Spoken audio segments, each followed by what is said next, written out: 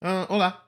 Como visto anteriormente, existem três formas de os átomos se ligarem para atingir a estabilidade: as ligações iônicas, covalentes e metálicas. Nessa aula, o assunto trabalhado serão as ligações covalentes. Na ligação covalente ocorre o compartilhamento de elétrons entre dois átomos. Quando isso ocorre, existem duas forças que devem ser levadas em consideração. Uma delas é a força de atração dos núcleos pelos elétrons da ligação. Essa força aproxima os dois átomos e os mantém unidos.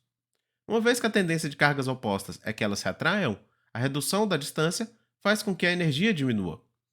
E, como a força elétrica é inversamente proporcional ao quadrado da distância, quanto menor a distância, mais pronunciado o efeito. E quando a distância tende ao infinito, a energia de interação tende a zero. A outra força é a força de repulsão entre os dois núcleos, que pode fazer com que eles se separem. Como os núcleos possuem cargas iguais e estas se repelem, diminuir a distância faz com que a energia aumente. E, novamente, como a força elétrica é inversamente proporcional ao quadrado da distância, quanto menor a distância, mais pronunciado o efeito, e quando a distância tende ao infinito, a energia de interação tende a zero. Quando os dois efeitos são levados em consideração juntos, o gráfico observado é o gráfico em preto. No trecho à esquerda, do mínimo de energia, predominam as forças de repulsão, e nos pontos à direita, predominam as forças de atração. No mínimo da curva, essas duas forças são iguais. Visualizando como seria o efeito disso nos átomos, quando os átomos estão infinitamente distantes, não existe nenhum tipo de interação entre eles. Ao aproximá-los, as eletrosferas começam a ser atraídas pelo núcleo do outro átomo, criando uma polarização na eletrosfera, onde a região mais próxima do núcleo do outro átomo começa a ter uma carga mais negativa devido à força de atração. Na figura, isso aparece como uma região vermelha. Essa carga é uma carga parcial, devido ao elétron ainda estar dentro do átomo original. Onde se encontra menos o elétron em relação ao átomo sem interagir com nada, passa a ter uma carga parcial positiva, e isso é mostrado com uma cor azul na figura. Ao se aproximar mais dos átomos, as eletrosferas começam a se combinar e os elétrons passam a ser encontrados com uma frequência maior na região entre os dois núcleos, evidenciada pela cor vermelha. E esse efeito é observado até o ponto em que a distância é igual ao mínimo da curva. Como esse mínimo representa o estado de menor energia, os valores de energia de ligação e distância de ligação podem ser obtidos a partir da coordenada desse ponto. Ao se tentar aproximar os átomos além desse mínimo de energia, o que ocorre é um aumento na força de repulsão maior do que ocorre com o aumento da força de atração. Com isso, a energia total do sistema aumenta, indicando que tentar aproximar os átomos mais do que o mínimo da curva leva a um aumento de energia. No mínimo da curva, a coordenada no eixo de distância é a distância de ligação, e o valor no eixo de energia mostra quanta energia é liberada quando a ligação é feita. A energia de ligação seria o oposto desse valor, devendo ser a quantidade de energia que é necessária para quebrar aquela ligação química.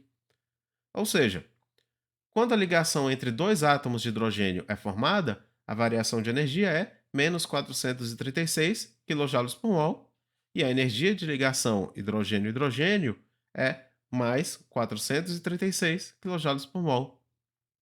Quando a ligação covalente é formada, é possível que o compartilhamento de elétrons não se dê apenas com um par, podendo acontecer o compartilhamento de mais de um deles. Além disso, em alguns casos, o par de elétron compartilhado não é fixo em apenas um par de átomos, tendo liberdade para se movimentar entre uma região da molécula. Esse tipo de ligação é chamado de deslocalizada. Assim, para comparar esses diferentes graus de compartilhamento, tem-se o conceito de ordem de ligação, que na teoria de Lewis seria o resultado da divisão do número de pares de elétrons compartilhados pelo número de átomos de elemento Y ligados ao átomo central X. Se a ordem de ligação é 1, isso significa que para cada átomo de Y existe um par de elétrons ligado, que seria uma ligação simples. Se a ordem de ligação é 2, para cada átomo de Y ligado a X existem dois pares de elétrons, e com isso a ligação seria uma ligação dupla. E se a ordem de ligação for 3, existem três pares de elétrons, então teria-se uma ligação tripla. O tipo de ligação influencia diretamente na posição do mínimo de energia do gráfico visto anteriormente. Se os elementos ligados são os mesmos, A força de repulsão dos núcleos é constante. Porém, ao se aumentar a quantidade de elétrons compartilhados, aumenta-se a força de atração. Como consequência do aumento da força de atração, tem-se uma diminuição na distância de ligação, por ser necessária uma maior força de repulsão para igualar a nova força de atração, e isso pode ser observado na primeira tabela, onde, ao aumentar-se a ordem de ligação entre os átomos de nitrogênio, a distância de ligação diminui de 147 picômetros para 110 picômetros. Ao mesmo tempo, uma maior força de atração causa uma diminuição de energia do sistema quando a ligação é formada. Assim, é necessário uma maior energia para quebrar a ligação. A ligação nitrogênio simples nitrogênio possui uma energia de 163 kJ por mol, mas quando a ordem de ligação é aumentada para 3, a ligação nitrogênio tripla nitrogênio possui uma energia de 946 kJ por mol. Dessa maneira, também pode ser visto que energia de ligação e comprimento de ligação possuem uma proporção inversa. Quando o comprimento de ligação cresce, a força de atração diminui e assim a energia de ligação também diminui. E como a energia de ligação também pode variar com o comprimento da ligação, os raios atômicos dos átomos envolvidos faz com que a energia de ligação varie quando se muda os átomos ligados. Na tabela da esquerda, pode-se observar o comportamento da ligação simples do carbono com elementos do segundo período. Observa-se que mudando do carbono nitrogênio para carbono flúor, a energia de ligação aumenta. Como explicar isso? A variação do raio atômico. Quando se desloca no período, o raio atômico diminui, e com isso, a distância de ligação, que é a distância entre os núcleos e pode ser aproximada como a soma dos raios atômicos, também diminui. E quanto menor a distância de ligação, maior a força de atração dos núcleos pelos elétrons e maior será a energia de ligação. Na tabela da direita, se observa esse efeito em uma família, e a conclusão é a mesma.